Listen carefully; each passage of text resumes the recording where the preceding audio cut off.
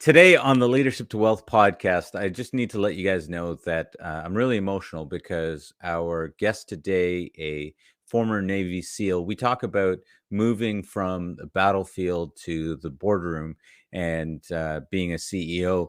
He talks about losing loved ones that were close to him in the military, but then he gets even closer to home and talking about losing a family member and what that means and being able to move through that. So I want to share with you guys our special guest today, Marty Strong.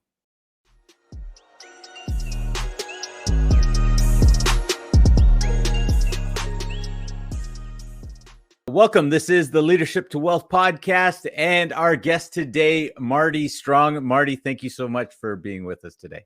Hey, thanks for asking me to show up there, Neil.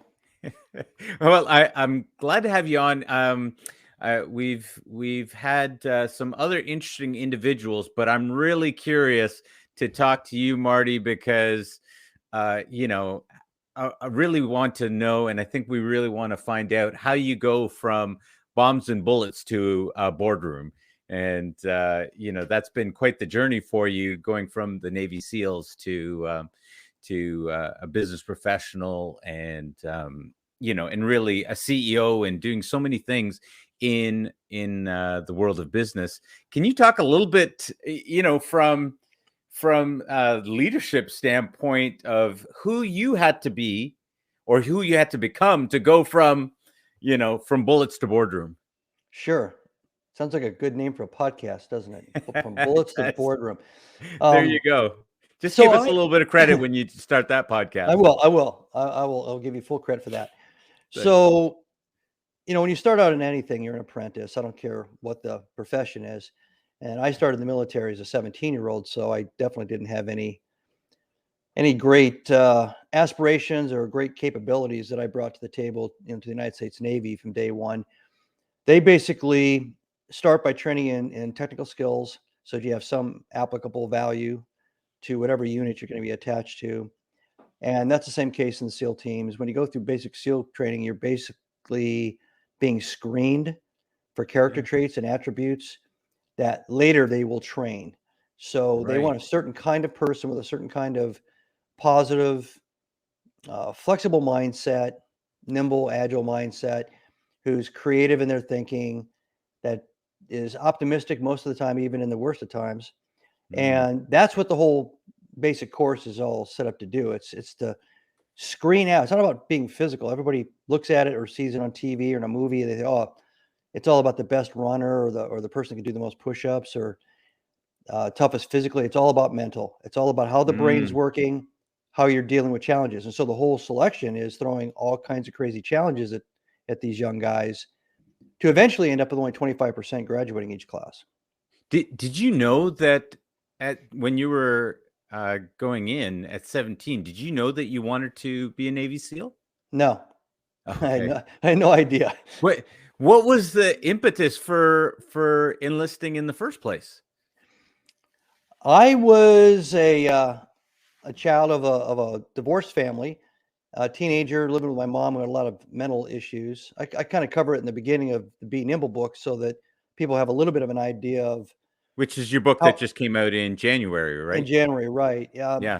So people have a little bit of an idea of how I gained some psychological resiliency, because there's a couple of different ways you can go in those situations, right? You can go kind of either depression and go neutral in life, or you can become, you can go down a path where you vent and get in all kinds of trouble, or you can decide this isn't going to beat me and you turn the Rocky music on and go that direction. So that's an important part of any backstory. And when I came into the Navy, it was to get away from my mom and that family situation.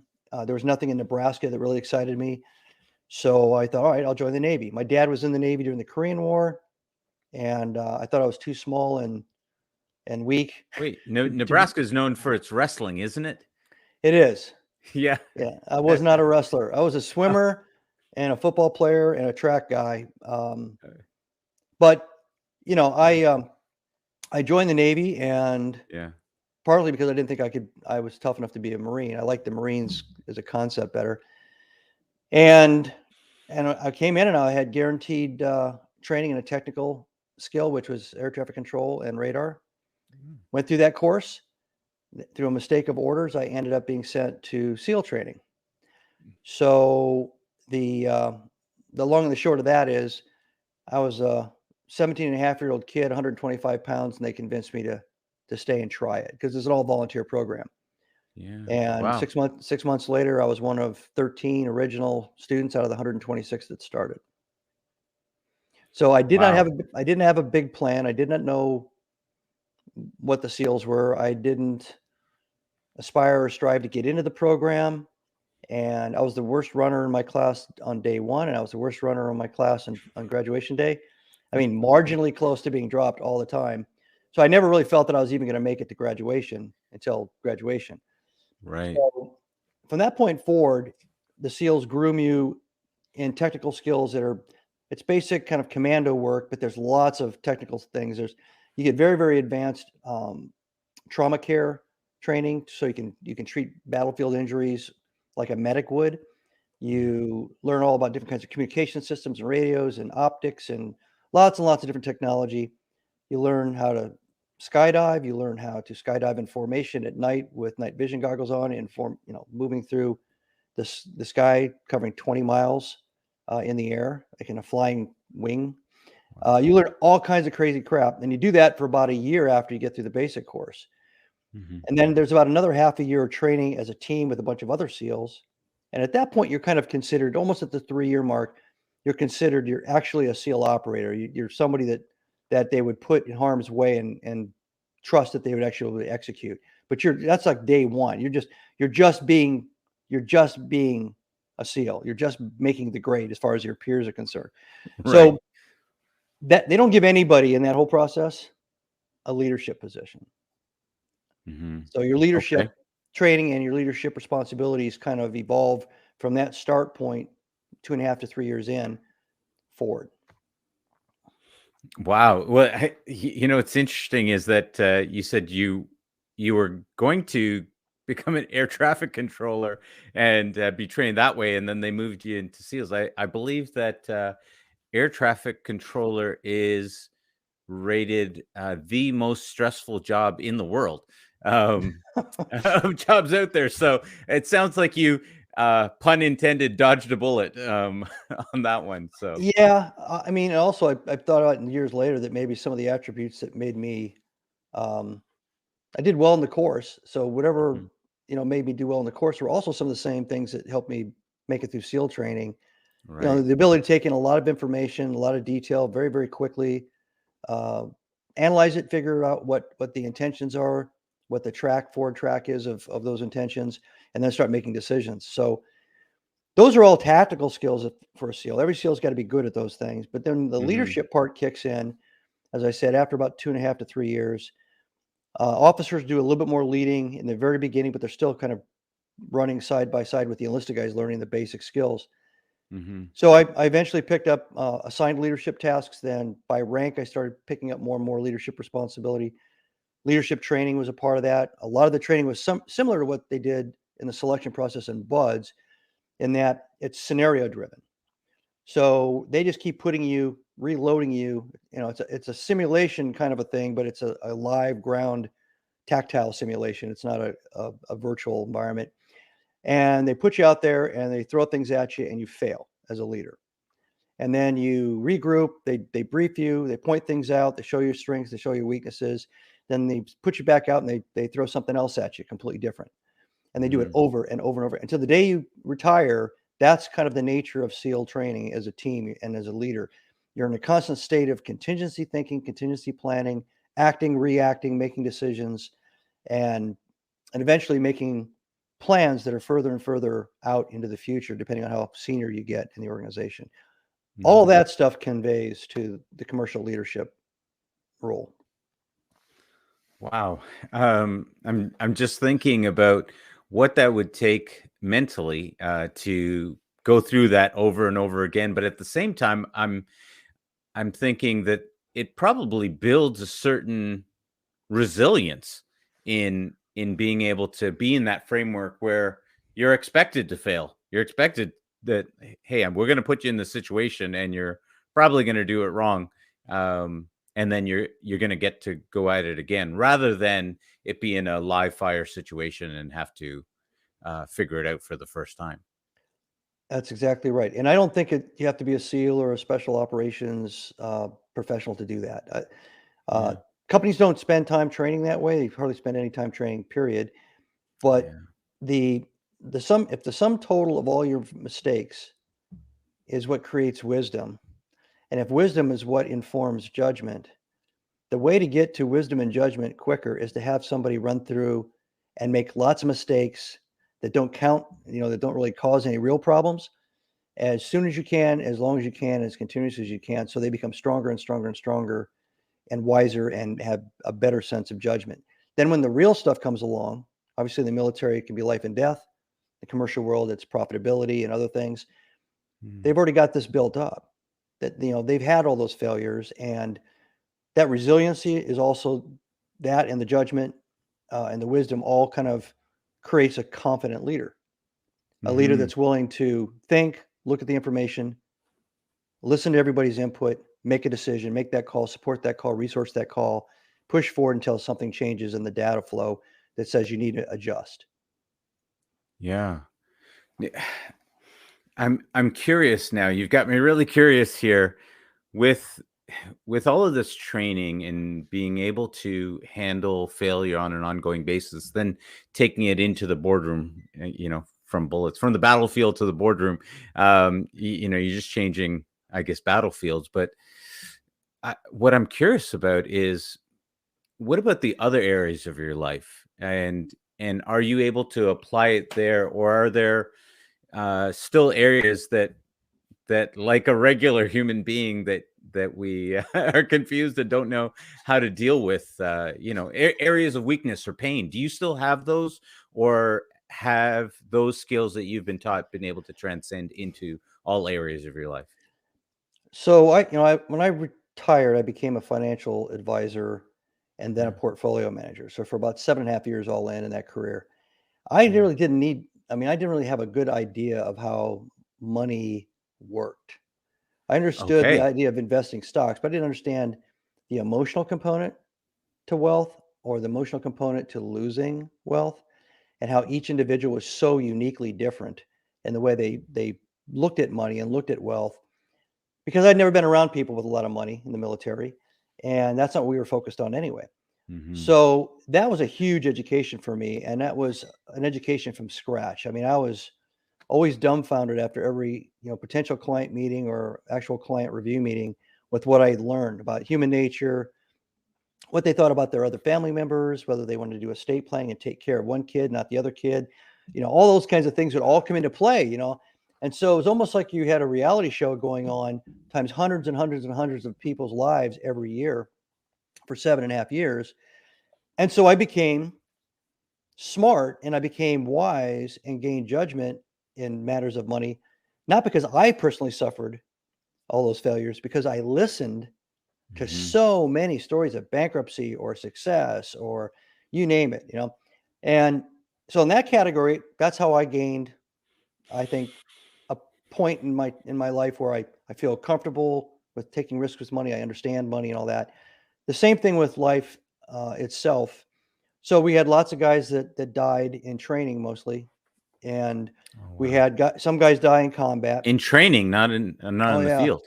yeah. Yeah, Far more people died in training, than died in combat for a lot of the years in between Vietnam and 9/11, because the yeah, training is very realistic, and most of it's live fire, and you're coming in at night really fast on helicopters, or you're jumping out of the sky in the dark, and there's a lot of weird things that can happen, and you do everything you can to keep it from happening, but sometimes it happens. So yeah. probably by the time I retired, I had lost about 13 or 14 friends. Oh, wow. And so then, I go into the money management business, which does not have that kind of that kind of death toll. Um, but Terminal velocity. yeah, but then I lost my oldest son when he was 22. It was right after he Oh, returned wow. from Iraq. He was in the Air Force, and he died in a car accident. And I realized at that point that having dealt with so many of those experiences while I was in the SEAL teams, that I had kind of a personal philosophy. I had kind of a little bit of a resilience in that too, even because I just had a feeling that what happened, and there was nothing I could have done about it. And he had a happy life. He had a great life. He was a really good guy. He did what he wanted to do. He volunteered to go to Iraq. He wasn't sent there, and I actually looked around. I realized I was handling it better than a lot of other people in my family, and I realized it was because I'd been through something kind of like it 14 other times, where a lot of the other people in the family may have lost a grandparent, at the end of their lives, one or two people.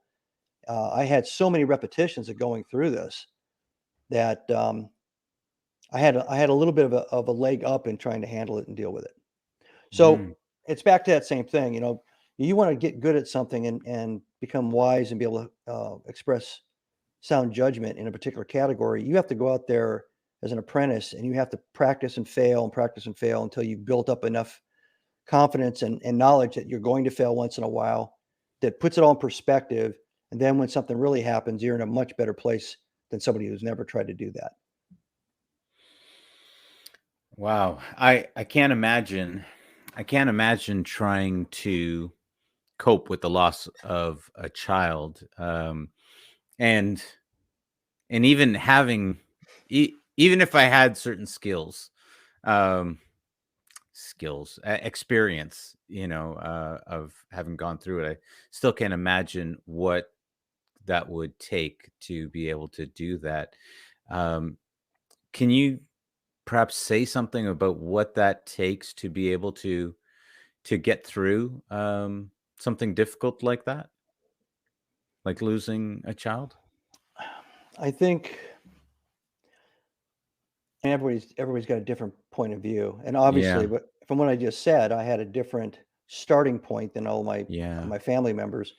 yeah, I think you have to go through whatever the grieving process is going to be for you, and everybody's different. Some people stay in shock a long time before they start to really accept it, and then eventually they try to understand it, but they may spend the rest of their life and not really understand why it happened. yeah. I've every single day in my workout room behind me, where I got a Peloton bike and a bunch of other stuff. There's a big blow up picture of my son from his memorial when he was at Dover Downs. His graduating gift from me was 14 laps in a NASCAR, and he loved cars, fast cars. And so he was getting ready to go in the Air Force, and Wow. so he is like the happiest he in his entire life. His huge smile. He's got his arm sticking out of the NASCAR, and he just finished the 14th lap. And every day I go in there and I say good morning to him. I mean, he's going to be there for the rest of my life. I don't see it Yeah, as anything other than it's a different way for me to try to have a relationship with him. yeah, And not everybody does it that way. I know at least yeah, one or two friends of yeah. mine, SEALs that have lost their kids, they were adult kids too, kind of do it the same way. It's not just keeping them in your heart. It's like they're a part of you still. Hmm. And then, you miss the things that you think they would be doing at this time in life. I think he'd be 37 to 38 years old now. He was 22 when he passed. And all my other kids, I got 5 kids. So all my other kids have all got kids. I got 5 grandkids. What would he have been like as a husband, as a father? What would he have been like, Yeah.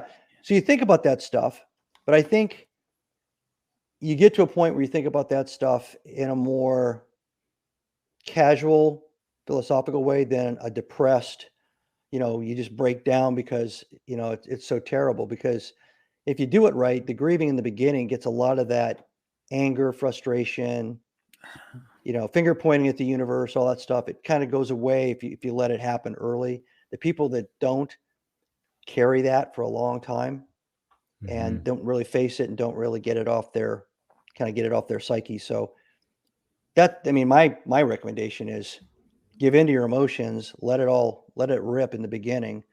And at some point you're going to come to a point where you feel it is what it is, and I've got to cope with it and deal with it. And obviously, if you've got other people in your family, if you're a parent, you've lost a child, and you've got other kids, they all need your attention. They need 100%. They don't need whatever you have to give them on a given day because you're feeling sorry for yourself. So if you've got other responsibilities, you got to step up to those too. Yeah. Wow. Wow. I lost my aunt and uncle, a f- gosh, about 7 years ago now. But and they would be, I would say, are the closest family members that I've lost. And I keep a picture of them on my windowsill of my office here.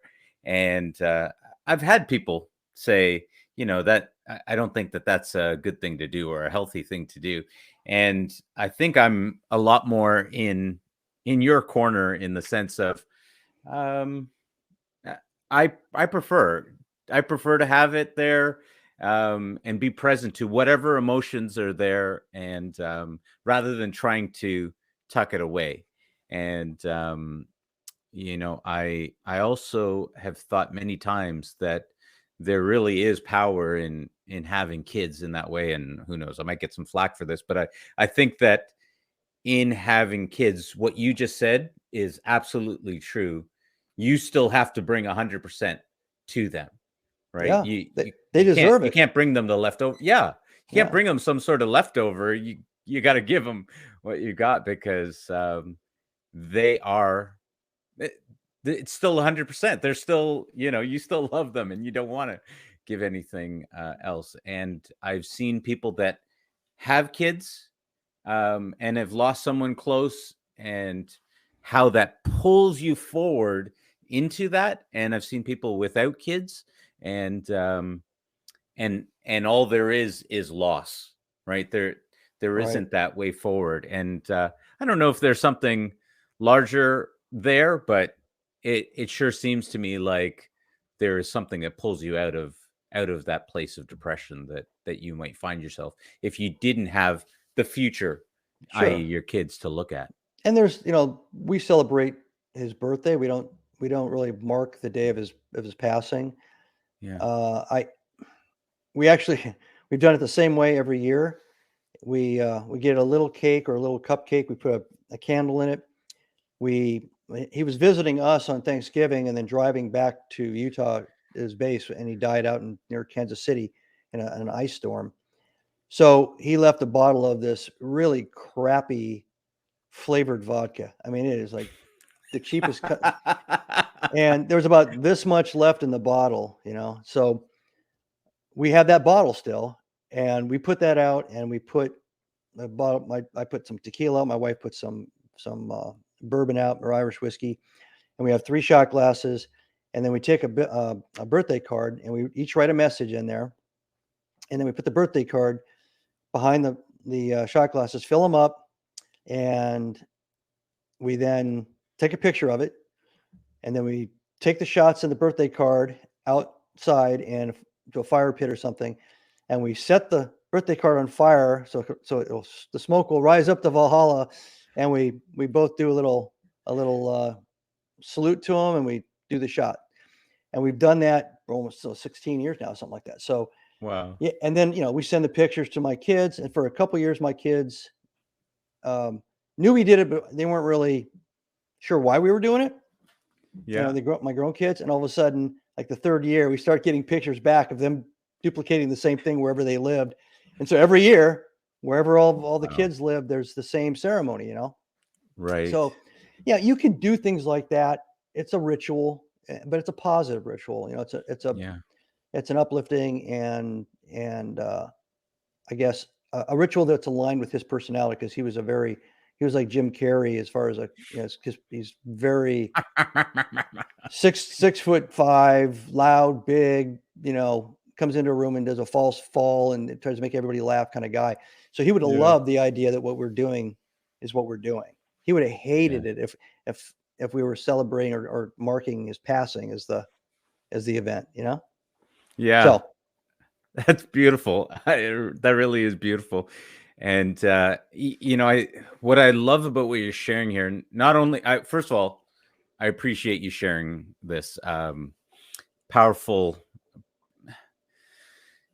powerful experience and wisdom for people that are going through challenging times. And sometimes you just can't, if you've not been through something, you can't relate. And sometimes it's hard for people that are going through that to hear anything you say unless they know that you've gone through some, Right. through the mud with them. And so what you're sharing, I know, is powerful for people. So first of all, thank you for sharing that. And I also love what you're creating there, because as we get older, I think um, there is something to being able to connect with the memories without having.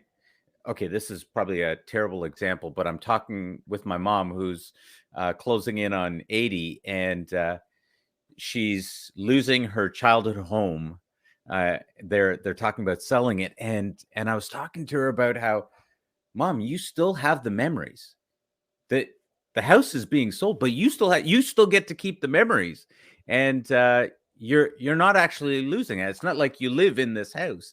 You get to still keep the memories. And what I'm hearing from you is how you are paying homage and honoring those beautiful memories of your son. And your son's name is His name's Michael. Michael. Okay, and how Yeah. you're sharing, really honoring those memories with Michael. Yeah. Yeah. Well, It's it's the amazing. way I do it, and it works for me. So Yeah. Yeah. Okay. That's great. Thank you. Thank you so much for sharing that. And sure. now I'm okay. So now I'm curious, from that, does that give you a different perspective across the board um, for stress and hard times? Sure. Anybody that, first off, anybody that has been in uniform has probably been exposed just from training to more stress than the average person. Yeah. Yeah. And that uniform could be a police uniform or a firefighter's uniform. It's it it's the training is all about going into a stressful situation, handling the stressful situation, and actually defeating the stressful situation. Right, you got a job to do in the situation. It's not to run away from the fire; it's to go into the fire. Same thing with the military. So when you start to get into more and more advanced units that are predominantly designed to be that pointy end of the spear that goes in first or goes in frequently, like fighter pilots, bomber pilots, any special ops, Force Recon Marines, Green Berets, etc.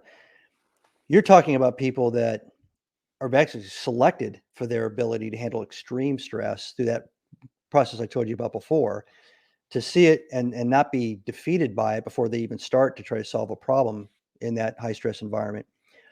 Anticipate it, deal with it, train to it, and then be able to decide, work, lead, and judge their way through it when they're actually in the moment. So the more you've done that in training, and the more you've done it, obviously you do a lot more in special ops training, and then you go into combat. The A lot of guys will tell you a lot of the combat seems a lot easier than a lot of the training, because combat tends to be very boring, long periods of inactivity, a lot of targets and a lot of assignments, a lot of missions that get canceled, and then all of a sudden you're in it because one didn't get canceled and it really did happen, and then maybe you're in it and everything went exactly the way you thought it was going to go, and the adversary wasn't that good, and it was done. It was like a two punches in the first round of a fight, and you're standing there going, "Oh, I won," and then you go back to the boredom. But where in training, you're recycling and you're setting up every single day, every week. So you're actually prepared for a higher level of stress in some ways, whether you're an individual operator, whether you're a leader. And there's nothing really that can prepare you for losing somebody in combat, especially if you're a leader, because you have that same parental kind of feeling that you're responsible. Even if you didn't do anything that would have caused it directly, you feel like you brought them there, you need to bring them all back. As a peer, everybody wants to bring the people to the left and the right of them back intact, not even hurt, not a scratch, which is a difficult task, in war. So if somebody gets hurt, if somebody gets killed, everybody has to figure out a way to compartmentalize that so they can continue the job, because you don't just, the team doesn't get the day after go, okay, well, we're going home now, because they have to keep doing it. It's kind of like what I was saying before, but each of the people in the team deserve everybody else's 100% effort the next day. So they have to figure out a way to deal with it, compartmentalize it, which they all do. And then they eventually, continue on. And at some point they come back from that experience to a normal environment like the United States. And they may be up for a rotation pretty quick too, to go right back into it.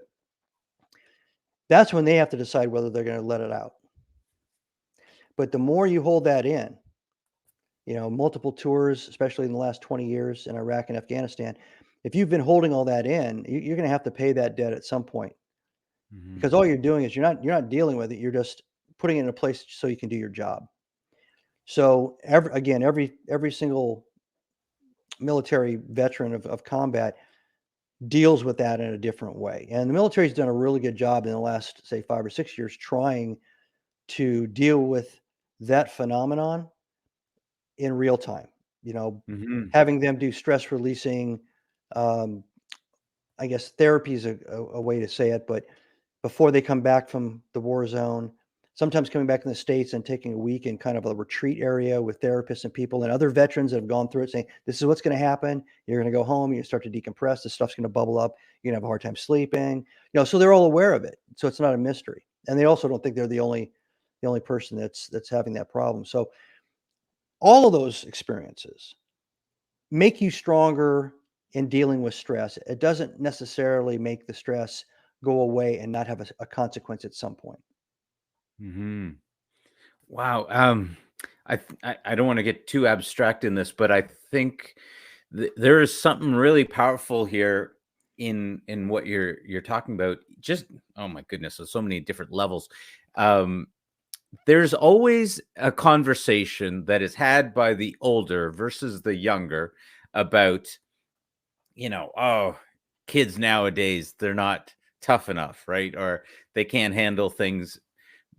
But if you actually study some of these, the psychology of people and their resiliency, one of the things that you realize is people that have been through war and challenging times tend to be more resilient than people that have not gone through these things, just out of sheer gratitude for safety and these things. Right.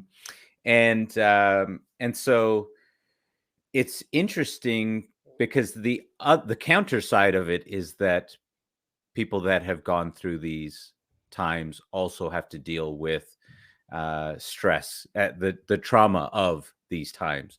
And so being able to balance that with that learning that you're talking about, hey, having a retreat, having these times with other people, which was not something, you talk to, not as many around anymore, but you talk to World War II vets who don't really want to talk about any of those times, to now we understand a whole lot more about the need to be able to talk about these things. And I think that's what you're sharing now. How do you translate that to, for me, translating that to my kids to help them to be resilient? They don't have this theater of war to juxtapose their life. And so the things that they call stressful and the things that they get depressed over, I'm Yeah. like, are you kidding me? Do you know what people that have gone before us have dealt with? Is there a way that, being through what you've been through and learning what you've learned, is there a way that you can see that we can help build resilient kids? Like a lot of change, the first thing you have to do is recognize that there's an issue or problem. Yeah. If you don't believe there's a problem, then it's hard to do everything you're going to have to do and be committed to it to change the paradigm. In the case you're talking about kids, to change their Yeah. paradigm. And so here's an example. There's a saying, I mean, screw this up, but it's tough times create tough people. Tough people create soft people. Soft people create tough times. Now, the thought of that is that nobody wants their kids to have a life that's tough or hard or difficult. That's part of the parental, kind of basic roles and responsibilities, right? So if you go by that, you eventually, generation by generation, start taking care of kids, protecting kids, comforting kids, sheltering kids, keeping them away from risk, keeping them away from consequences to a greater and greater extent, until the point where those kids grow up and they aren't resilient because they've never been exposed to the things that the world can throw at them. For example, a Katrina, which you wouldn't expect, but if a Katrina happens and you've got essentially like a zombie apocalypse within 2 weeks, people are robbing and stealing and raping and doing whatever they want to do. Yeah. You know, Literally. one generation might pick up, sticks, sharpen them, form a team, and protect the neighborhood and defend and rescue people. Another generation might wait and see if somebody catches them. If they do, they'll run. Another generation would get in the fetal position and hide because they don't know that they have a responsibility to stand up to it because that's not the way they were raised. But they don't know they have a responsibility to try to get out of there because they feel like they have no hope. They should just sit where they are and just have somebody come and get them or something. So it's not really generational purely. It's parent by parent, family by family, kid by kid. I don't believe in the generalities that any particular like Zen, X or Z or Y or any millennials versus baby boomers. I know baby boomers that would crawl and get in the fetal position. It's not about that. I mean, my parents were Depression era people. Yeah. I grew up with kids that were pretty much told by their dads, get out there, work until I tell you not to work, and then you can play for about this much time. You can't watch TV except on Sunday nights. Those are restrictions that we all thought were unfair at the time.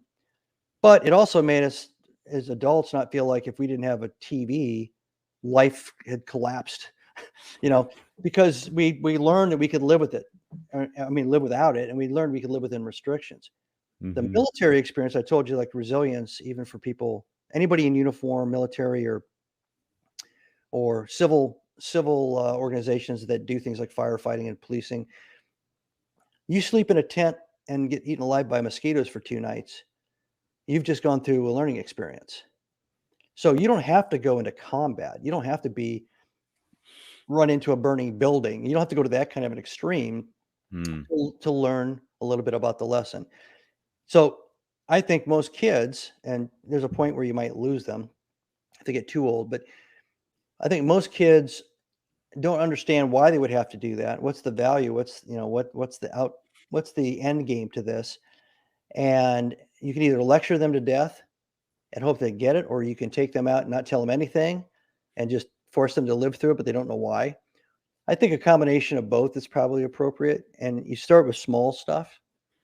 Most kids want to bond and hang with either their siblings or their parents in a positive way. So eventually the hike, which might have been 20 minutes a year ago, and now it's an hour, and next year you're going to do a section of the Appalachian Trail, it becomes more about hanging with dad or mom or hanging with the older brother than it does about what you think it's all about. But that's okay because you're still getting what you want out of it, which is that they're out of the house, they're experiencing an environment that they don't control, they're away from the electronics, and there's plenty of opportunities when you're doing that to talk about the reality of the world, the reality of the planet. There's predators and prey. What happened? What would you do right now if you stumbled and broke your ankle right here in the middle of nowhere? And then have them go through the thoughts. If they haven't a clue, if they would just crawl up in a ball and start crying and hope that somebody heard them crying, well, then okay. So what do you do from that? You explain to them how nobody's going to find you. So this is what you could do. You could crawl up to that tree there and break a branch off, and you could create a splint by tearing off one of the sleeves of your long sleeve shirt and wrap it around your leg, and then you could get up to the path that's above us and move to the high ground, because guess what? The road runs along this ridge, which is the high ground to our left. You start giving them other patterns of behavior, Yeah. right? Yeah. I love it. Yeah. So Hey, you do that, 10, 12 times in the course of a kid growing from, say, 7 years old to getting out of high school. They would have learned a hell of a lot of good lessons, mm. and maybe had some fun doing it too. Well, I wrote down. I made a little note over here about hiking, and I'm gonna call it a little bit of extreme hiking or something like that. We're not just walking around the neighborhood, because I thought that actually would be a lot of fun. Now my kids are all teens at this point, and I was a bit of that weird and crazy parent. We were moving at one point, and rather than or when my kids were young, even though we had the bedrooms, I still made them share rooms. And they didn't understand, but they didn't really question it a whole lot. They were young. And then when we were moving, we bought we bought a smaller house um, on purpose because I something made me realize that they need to have they need to have a different perspective. If they think this is how everybody lives in this gigantic house that we were fortunate enough to get, the first house, I thought, let me give them a little bit of perspective difference. And so we bought a smaller house, and I know that was a little weird, but we did it. And now when we've gotten this house, they're still like, hey, Dad, do you remember that house? Man, we were had to share with each other and these kind of things, and they're able to appreciate some of these changes. And as for the scenarios, I think the biggest one that we like to talk about is what happens if there's a zombie apocalypse. What do you do? What are you gonna do Oh now? yeah, I actually talk to adults about that. They somebody says, "Hey, should I buy a gun? Should I buy gold?" And I Mhm. go, "So what scenario are you thinking about that's driving Right, that question?" And so they right, start describing the question. I said, "Oh well, you know, if you don't buy a gun and you buy gold, somebody with a gun's just going to take your gold. So I wouldn't buy gold." Because in the situation you're talking about, there's going to be packs of people right, roaming the neighborhood, and every house that has food and gold is going to be a supply depot. It's going to be like a little mini right, Walmart. And they're like, right. "What?" Well, yeah, that's the way it's going to work. But experiential learning, which is kind of what we're talking about, Yeah, it's it sticks, especially in younger kids. It sticks. It's different than trying to memorize something. They remember events, and they kind of stick in their brain and make an imprint that's longer lasting and deeper than words do. So it's almost impossible to do from a kitchen table as a parent to try to explain any of that. An example would be, I'll kind of murder something that my dad used to have me do. So let's say a parent says, "Okay, I want you to sharpen the blades on the lawnmower. So you tilt it over, and here's a file, and I want you to sharpen the blades, and I'll give you $5. So you just tell me when you're done." So they come back and say, "I want my $5." Well, let's go look. And they've sharpened only one side of each blade. The other side of each blade is dull. And you say, yeah, "Well, you haven't completed the job." And you explain why, and you show them, and you say, "You complete the job, then you get paid for the job," and you walk away. Then they come back and they say, "I want my $5." You go back and they've done one of the remaining blades, but there's still one blade, the side of one blade that hasn't been sharpened. You explain it again, you walk away. So there's consequences for doing a half-assed job. There was a task that was laid out. It's not complex or difficult to do, right? It doesn't take a lot of time, but how long has it taken now to redo, redo, redo? And then when they finally do it right and you inspect it, you reach in your pocket and you hand them $5. A week later, you do the same thing with a totally different task. You don't explain what you're trying to do. You don't explain the goal of what you're trying to do. You just let them go through the experience of not getting paid unless they do the job correctly. If you do that again, 10, 12 times a year for a couple of years, you're putting a work ethic, it's almost like you're genetically coding their work ethic. And now they still may run into other people that say, "I don't care if you do a half-ass job and here's the money anyway."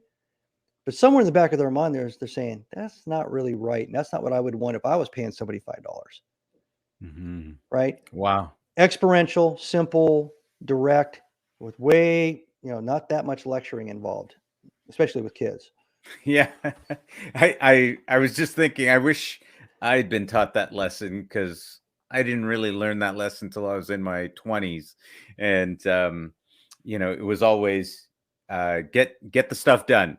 And so oftentimes you're rewarded more for getting it done than doing a good job in Yeah. in doing it. And then in my 20s, after having worked in electrical, some construction, some of these things, you realize I'm getting tired of doing jobs over again or having to go back and fix things.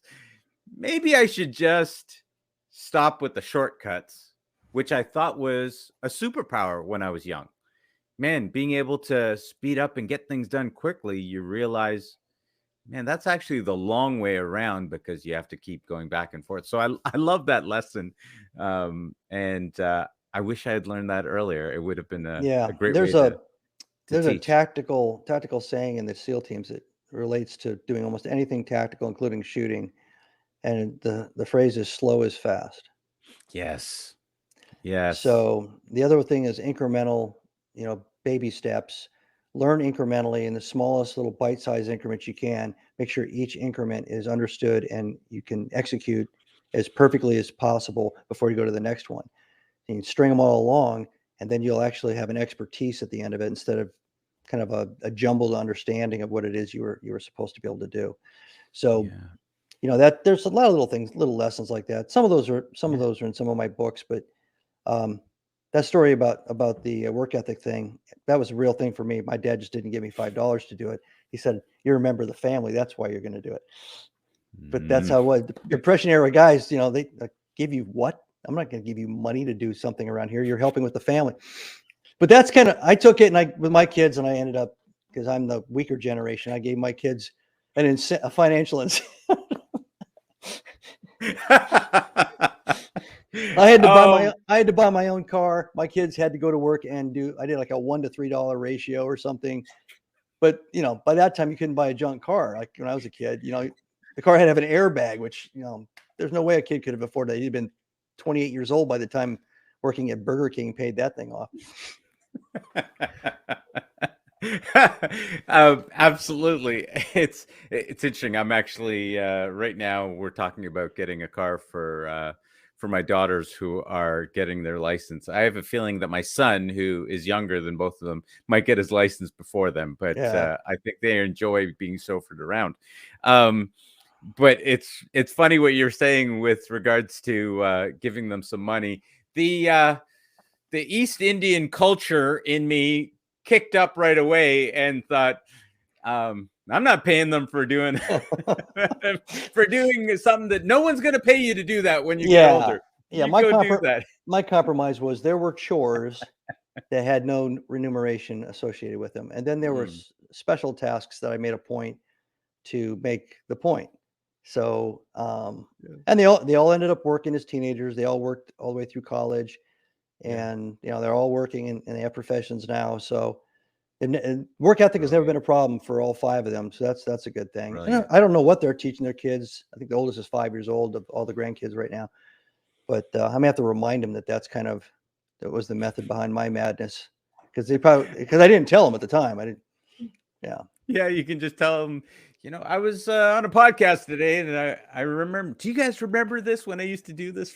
And make you guys do this? That's great. Great life lessons. And, for a parent, I know, especially new parents, there's huge benefit in being able to hear one of the greatest one of the greatest blessings I've ever had is having friends that were, slightly older than me. So their kids were in a whole different age range when mine were, behind coming up. And Yeah. so being It's able to great. ask them questions and, oh yeah, It I did this wrong. I did that. And you're like, it oh, it's absolutely great. I had a friend of mine who was a Vietnam era Army colonel when he retired, and he had 5 sons. I used to call them the Cartwrights because it was like they're all of them were like 6 foot to 6'4". right. And in my mind, I thought, well, that must have been kind of fun because I had younger kids. I think my Yeah. oldest, Michael, was probably about 13 years old at the time. And one day, just out of the blue, he looks at me, not Michael, but this older guy, and he said, "You want a piece of advice?" I said, "Sure." He goes, "Never hit your sons. Never hit them." And I go, "Why don't hit them? You'll want to." Because they're going to want to hit you. And when that moment happens, you need to remember you can't take it back if you do it. And I Right. thought, okay. 2 years later, my oldest son, his voice has changed and all that stuff. And I guess he was getting in his mom's face about something and giving her a hard time and said a couple things and dropped a couple of words. And I came around the corner and he challenged me physically. And I tell you what, that comment from 2 years earlier flashed into my head. I said, "This is the moment." He went through it 5 times. He had 5 boys, and they all, they were grown men at the time.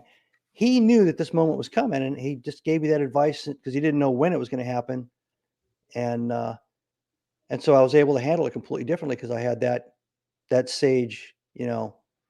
advice from that gentleman. So yeah, because it went the first time an older boy gets in your face and wants to physically push back, because a lot of times they'll want to do that. You have a couple different ways you can react, But yeah, and so Wow. whenever I tell people something, I'll say, yeah, well, all your kids are going to love you till they're 12 years old.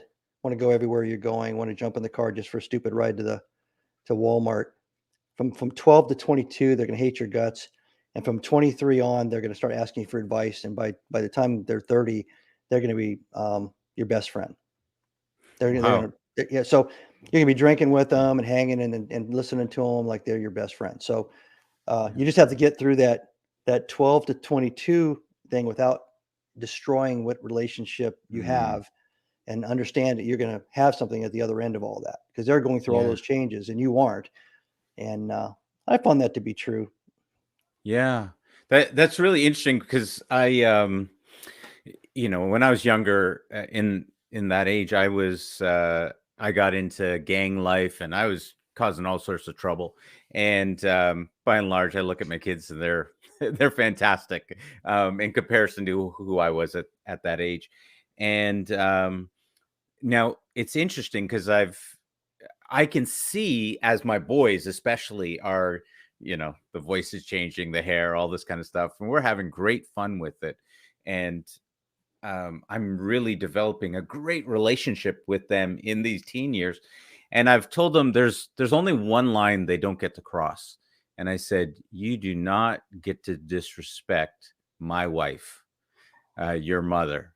I was like, listen, you can disrespect me, whatever happens, all this kind of stuff. I said, but that woman, she fights for you, she gives her life for you. I said, I will hurt you if you hurt her. So, so interestingly, I've to this day, anytime they've had some altercations, anything along those lines, I'm like, you better remember what I said to you. And they're like, okay, okay, and they back off on that. And so we haven't had to get into Sure. anything physically. But there is something, I think, amongst men and boys, and having gone through that, where you sort of understand a little bit of what's happening there. You understand, oh, okay, this is testosterone. You don't even it doesn't even phase you. My wife is freaking out, and I'm like, hun, it's just testosterone. Leave him alone. He's fine. He's going to come Yeah. down in a few minutes, or a few years. I'm not sure, but Yeah. there They're is they're something all there. they're all pop bottle rockets for a couple of years. They sit Yeah. there real quietly, and all of a sudden they go, "Woo!" And then they're spent, and then they recharge. Okay, Marty, thank you so much for all of this. But I've got to ask you about the book. I realize our time is coming close. You got to tell me about Be Nimble. Give us a little bit about the book and the wisdom and teaching that you share in there. Sure. So, uh, Be Nimble is a book that I actually wrote because I was going to put together a consulting and speaking practice eventually.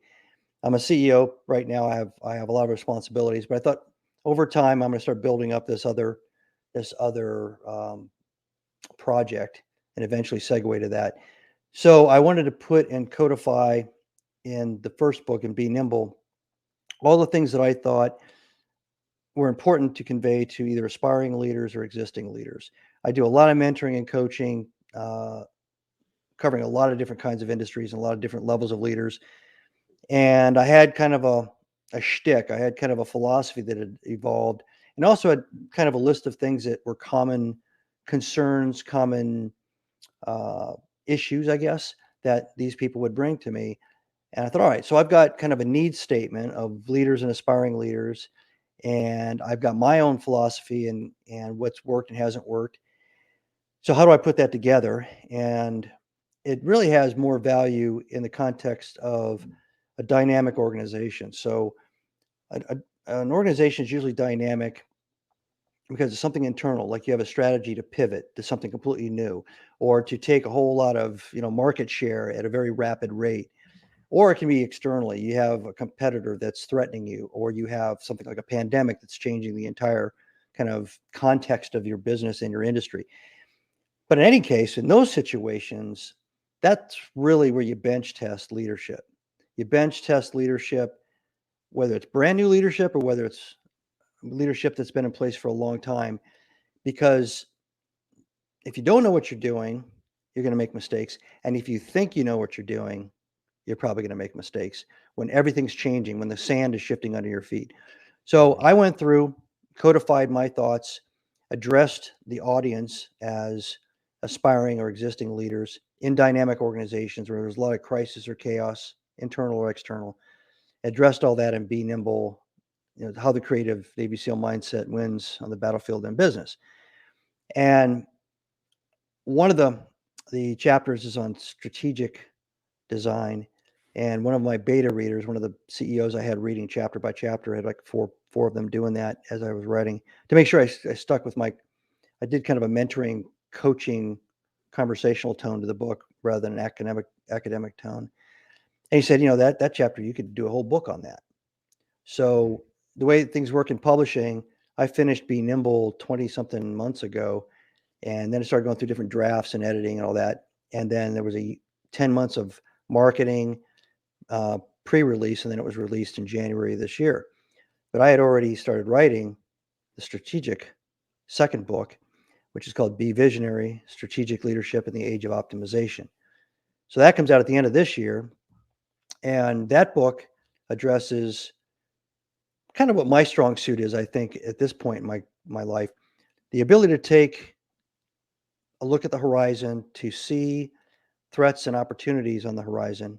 And I'm talking about a 360-degree view of the horizon, not just in the one lane you happen to be in. And to appreciate the threats, appreciate the opportunities, and then to take the vision and try to turn it into a strategy. How do you directionally get to that point you want to get to? Either to avoid the threat by doing some strategic action, or to seize the opportunity through some strategic action. And then the next step is, how do you pitch and sell whoever's driving the resources, whoever the decision makers are, by tying the vision to the strategy and taking the strategy and creating at least a conceptual operational plan to achieve the strategy. So that's what the second book's about. It actually walks you through almost like a primer, tells you how to take the creative, kind of open-minded people in an organization and create what I call the dream team. They help you flesh out the vision from concept to an actual kind of plan. And then you have the other people, which are kind of the antagonists, who, it ain't broke, don't fix it. I'm only focused on next week's KPIs, that kind of thing. But they're talented and they know what they're doing in their lanes. And you let them be the rough stone that you sharpen the visionary concepts against. So you're using the strengths and weaknesses from a visionary standpoint of both groups. You're not discounting one, saying they don't think, big picture dreams and all that. And you're definitely not kicking the big picture dream people, out of the room, saying we're only going to talk about next week. So there's a lot of those practical ways to actually execute, how to pitch it, how to run a pitch session, how to prep for a pitch session, going in to pitch for money or pitch for approval and permission and additional resources. All those things that go into conceiving a vision and converting it into a strategy. Wow. What would you say is the most important trait for a CEO?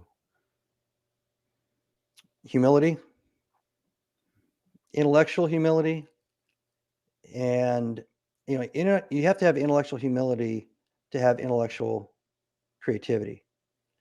And the curiosity, you could say intellectual curiosity, but curiosity is really a child of humility. You aren't really curious if you think you know it all. So you have to be humble first. You have to forget everything you've learned about the subject at hand, especially in a crisis, especially when there's new information coming in that doesn't make any sense, that's not lining up with anything. Because what most people do is they double down on what they know. And what you really should be doing is saying, whatever I know doesn't matter. I want to learn everything that's going on right now. So here's kind of a funny way of looking at it. Every day when I walk out of my house to go to work, my FJ Cruiser's sitting there in the driveway. And there's no threats or anything for me going from the door to the FJ Cruiser every single day. So what if my neighbor called me and said, there's a 25-foot long crocodile sitting on the path from your door to your FJ Cruiser? And I said, thank you, but I've never had a problem with crocodiles ever. In my experience, I've never had a problem with a crocodile. There's no threats just trying to get from my door to the FJ Cruiser. As a matter of fact, when I went to school, we had a class on things like this, and all my education says there's no way I'm going to run into a crocodile in Virginia Beach between my house, my front door, and the FJ Cruiser. And then I walk out there and I get my leg bit off. Because guess what?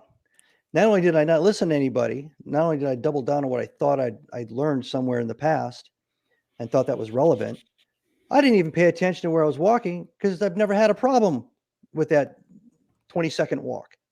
Yet there was a problem there. I didn't see it. I didn't listen ahead of time. So all the warnings were ignored. That's how black swans usually work. The 9/11s and the Pearl Harbors and the things like that, the pandemic. Usually afterwards, they look back and there's all these warning signs and all this information and all this new data. And the people in charge and the people in power say, not what I'm used to, not what I believe, because whatever I believe based on the past is what's going to happen tomorrow. So thank you, but I'm not going to pay attention to your information. So that's a lack of humility. You need to just clear all that. And it's the other part of it is the emotional positives and negatives of your past. If you're a superhero and you just got, 3 bonuses in a row and you got promoted and all of a sudden there's some new situation in front of you, you got to clear that out of your head too, because you're rolling on this mindset that you don't do anything wrong. You're a genius. You're a player. You can always have good answers, the right answers. Look at my track record. That's going to blind you. The other is the reverse of that. What happens if you got fired from your last job and you're in trouble in the new job, and your wife told you this morning she's threatening to leave you, and you walk in there? So now you're in there and you're all depressed and you got that mindset going on when you're supposed to be listening to the information. So just get rid of all that baggage. Clear your mind, get as intellectually humble as you possibly can. And those combinations will allow you to be curious, and that curiosity will allow you to become creative. And that with any judgment that you have, you usually conspire to be a better leadership position or posture, especially in crisis. Wow. Marty, thank you so much from battlefield to boardrooms. Thank you so much for coming on and sharing your wisdom, sharing your experience. Definitely getting into an area that I didn't know that we were going to go into, but I think when it comes to life and leadership, you really shared some powerful learning with us today. Happy to do so, Neil. All right. Take care. And guys, this was the Leadership to Wealth podcast, and we'll see you again next time.